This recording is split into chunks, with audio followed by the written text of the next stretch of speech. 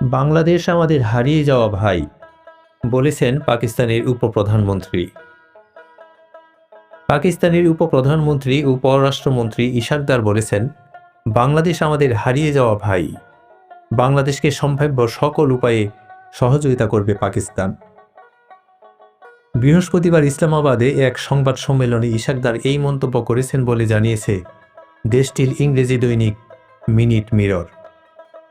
সংবাদ সম্মেলনে গাজায় চলমান গণহত্যার বিষয়ে পাকিস্তানের দৃঢ় অবস্থান এবং ইসরায়েলের প্রধানমন্ত্রীর প্রকাশ্য নিন্দা জানিয়ে বলেছেন, পাকিস্তানের পররাষ্ট্র মন্ত্রণালয় কার্যকরভাবে তার দায়িত্ব পালন করছে। তিনি সকল আন্তর্জাতিক ফোরামে কাশ্মীর ইস্যু উত্থাপনের জন্য পাকিস্তানের প্রতিশ্রুতি পুনর্ব্যক্ত করেছেন। পাকিস্তানের কূটনৈতিক বিচ্ছিন্নতা 1 বছরের মধ্যে শেষ হয়েছে বলেও সংবাদ সম্মেলনে মন্তব্য করেছেন ইশাক দার। তিনি বলেছেন, আমাদের পররাষ্ট্র দপ্তর বলেছে, আমরা অর্থনৈতিক কূটনীতি অনুসরণ করব। ঢাকা সফরের পরিকল্পনার কথা জানিয়ে পাকিস্তানের এই মন্ত্রী বাংলাদেশকে সহযোগিতার মূল অংশীদার হিসাবে বর্ণনা করেন। ছাত্র জনতার আন্দোলনের মুখে গত 5 আগস্ট শেখ হাসিনার নেতৃত্বাধীন সরকার পতনের পর থেকে বাংলাদেশের সঙ্গে সম্পর্ক উন্নয়নে নানা ধরনের পদক্ষেপ নেওয়ার ঘোষণা দিয়েছে পাকিস্তান।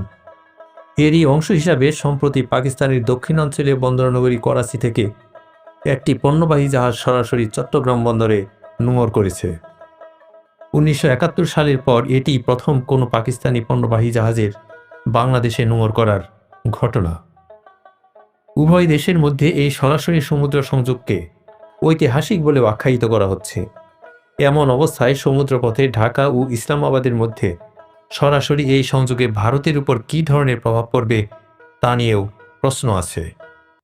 1971 সালে বাংলাদেশের স্বাধীনতার পর বহু বছর দুদেশের মধ্যে সরাসরি বাণিজ্য হতো না।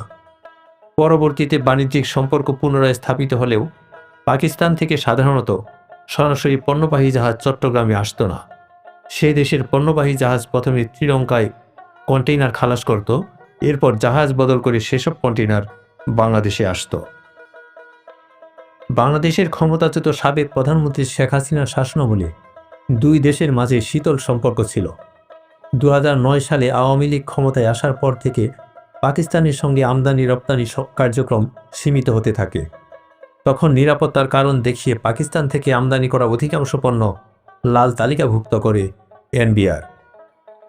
অধ্যাপক ডক্টর মোহাম্মদ ইউনূসের নেতৃত্বাধীন অন্তর্বর্তী সরকার ক্ষমতায় আসার পর পাকিস্তানের অনুরোধে গত 29 সেপ্টেম্বর লাল তালিকা থেকে মুক্ত হয়েছে দেশটির সব ধরনের পণ্য। তবে শুধু এক্ষেত্রে নয়, বাংলাদেশ ও পাকিস্তানের সম্পর্ক উন্নয়নে আরও অনেক তৎপরতা দেখা যাচ্ছে।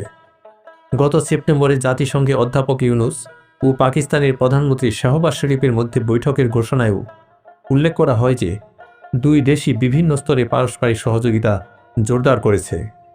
আর এসবের মাঝে নতুন করে এই জাহাজ ভেড়ানোর খবর দুই দেশের সম্পর্কের উষ্ণতার ইঙ্গিত দিচ্ছে।